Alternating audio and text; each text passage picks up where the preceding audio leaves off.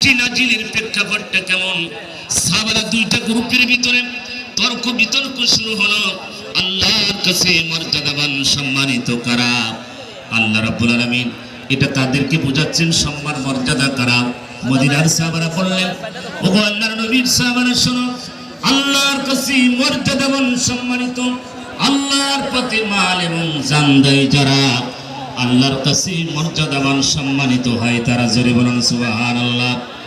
Answer সাহাবারা বললেন, ওগো আল্লাহর নবীর সাহাবারা, হাজিদেরকে পানি পান করানো এটাই আল্লাহর কাছে মর্যাদাবান সম্মানিত। এই দুইটা গ্রুপের ভিতরে তর্ক বিতর্ক শুরু হয়ে হযরত ওমর রাদিয়াল্লাহু তাআলা মসজিদ নববীর ভিতরে প্রবেশ করলেন। প্রবেশ করার সঙ্গে সঙ্গে হযরত ওমর শুনলেন, গুনগুন আওয়াজ শুনতে পেলেন। আওয়াজ শোনার পরে সঙ্গে সঙ্গে হযরত ওমর ধমক দিলেন। আল্লাহর সাহাবারা বললেন, ওগো আল্লাহর নবী